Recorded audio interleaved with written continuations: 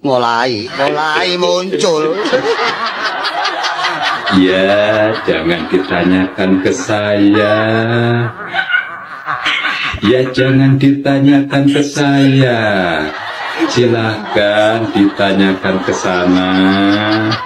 Tanyakan ke otoritas IKN, ke pemerintah. Jangan ditanyakan ke saya jangan ditarik-tarik. Saya jangan ditarik-tarik. IKN dananya diblokir. Jadi yang mendukung IKN harus rela sumbangan. Jual dah tuh semuanya tuh yang ada tuh yang dukung IKN. Baru ikan jalan lagi. Oke? Yap guys, nampaknya anggaran untuk IKN betul-betul sudah dihentikan, dalam artian diblokir. Ini membuktikan bahwa IKN akan menyusul Hambalan, menjadi proyek gagal, mangkrak. Dan tentunya ini membuat Mulyono dan juga ternakannya menjadi bahan olok-olokan para netizen. Dan tentunya netizen memberikan kritikan-kritikan yang konyol dan bahkan kritikan yang keras. Dan saya kira itu sah-sah saja, mengingat bahwa betapa besarnya anggaran yang digunakan oleh Mulyono untuk membangun ambisinya, untuk membangun agar bisa disanjung-sanjung oleh seluruh petinggi-petinggi yang ada di luar sana, dan rela menyengsarakan rakyat demi ambisinya, demi kepentingan pribadinya, bukan kepentingan rakyat Indonesia. Alhasil menelan kerugian begitu besar, bahkan sampai 10-an triliun rupiah, yang saya kira hanya menjadi beban bagi rakyat Indonesia saat ini karena akan membayar pajak begitu tinggi, disebabkan oleh kelakuan Mulyono yang menambah utang. Nah sahabat-sahabat, untuk itu tanpa berlama-lama kita lanjut dulu bagaimana sindiran-sindiran mengenai persoalan apa yang menjadi kelakuan busuk Mulyono ini, baik itu mengenai persoalan IKN dan juga yang lagi rame saat ini mengenai persoalan adili Jokowi, kemudian tidak lepas juga dari sorotan netizen. Untuk itu kita lanjut dulu videonya.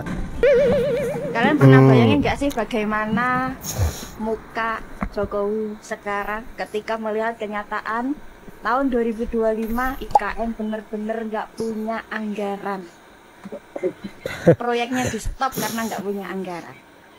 Saya inget banget tuh tahun 2016 Jokowi itu ke Hambalang, melihat bagaimana kondisi Hambalang. Jokowi ke Hambalang kena karma nih Simul dan anak-anaknya. Sekarang IKN malah berpotensi bernasib sama seperti Hambalang, yaitu mangkrak dengan alasan gak punya anggaran.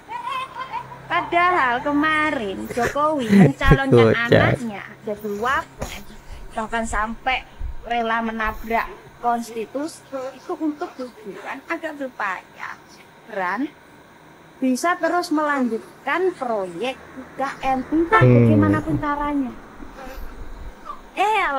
Setelah sekarang Gibran benar-benar berada di dalam kekuasaan, proyek itu tetap mandek dan Gibran gak bisa ngapa-ngapain.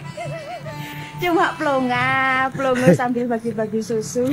Dan dari Jokowi Gibran kita bisa belajar ya, bahwa ternyata percuma memasukkan orang terdekat di dalam kekuasaan kalau orang itu benar melompat. Di saat kami mengkritik masalah IKN dulu, buzzer-buzzer semua menyerang kami. Kalian tahu apa? Kalian orang susah, pikir aja hidup kalian masing-masing.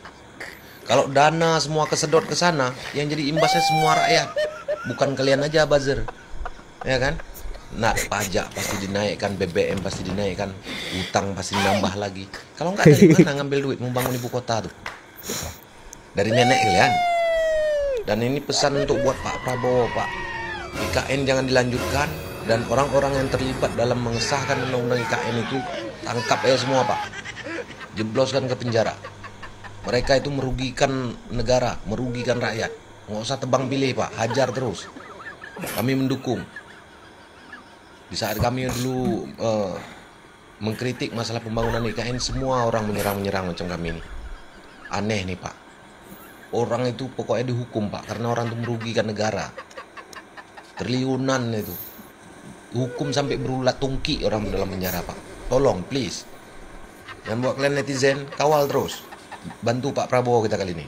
Ya, Karena kita kawal. 2029 nanti Pak Anies presidennya. Amin ya Allah. Jangan lupa ya. Kawal terus. Dulu Jokowi pernah bilang akan terus kawal IKN meskipun sudah tak lagi jadi presiden. Tapi kenyataannya setelah IKN berpotensi mangkrak, omongannya beda lagi. Ini dia. Lihat. Ternyata Mulyono banyak bohongnya ya. Jangan ditarik-tarik ke saya. Astaga. Katanya kemarin dia bakalan kawal terus. Faktanya omon-omon. Dan gue yakin banyak ternak Mulyono yang tantrum. Padahal yang kita bilang kan fakta. Yakin gue banyak ternak Mulyono yang komen gak jelas. Lihatlah nanti. Salam logika. Setelah sebelumnya negeri Konoha lebih terkenal dan menjadi perbincangan di tingkat internasional dengan masuknya Mulyono sebagai pemimpin terkorup sedunia versi OCCRP, kali ini dunia internasional akan kembali dibuat takjub dengan hukum di negeri Konoha. Ada satu orang yang daftar kejahatannya begitu panjang, bobot kejahatannya begitu luar biasa, extraordinary crime. Kerugian yang ditimbulkannya miliaran dolar dan korbannya jutaan orang. Tapi orang ini tidak pernah sekalipun diproses hukum. Lalu siapakah orang tersebut?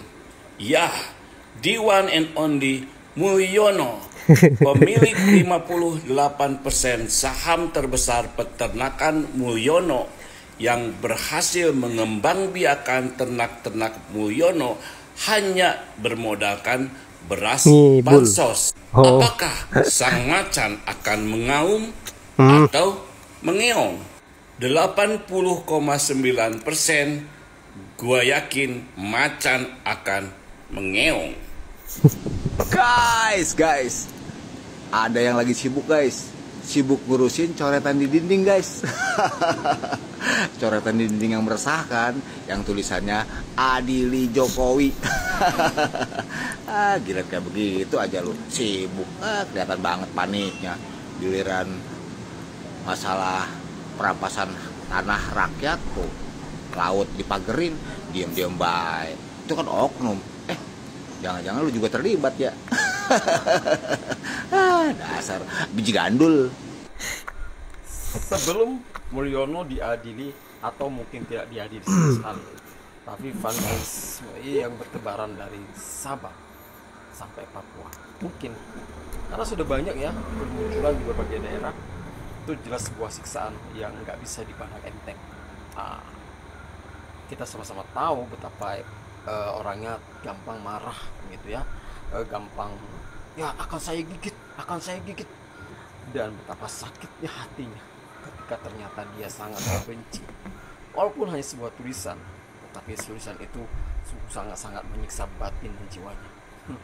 Jadi kadang-kadang sanksi dan hukuman itu tidak harus ada dari vonis hakim, tetapi hukuman sosial jauh lebih menyakitkan.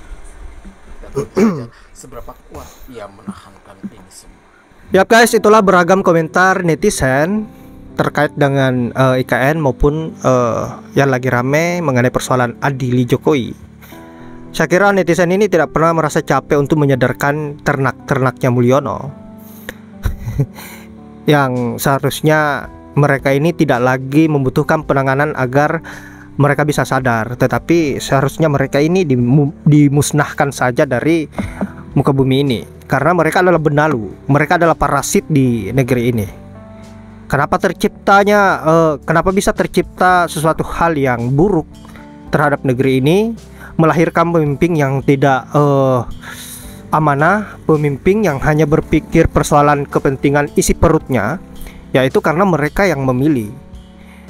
Bukan pemimpinnya yang salah, tetapi pemilihnya, karena memilih orang-orang yang tidak berkompeten, orang-orang yang tidak layak untuk menjadi seorang pemimpin. Seperti Mulyono contohnya, dan juga wakil presiden saat ini yaitu Fufufafa. Mereka lahir dari bansos, lahir dari hasil kerusakan konstitusi yang ada di negeri ini. Demokrasi diacak-acak untuk melahirkan pemimpin yang pelangak-pelongok. Nah sahabat-sahabat, saya kira hanya itu. Terima kasih sudah menyempatkan diri untuk menonton, dan semoga apa yang saya bisa bermanfaat.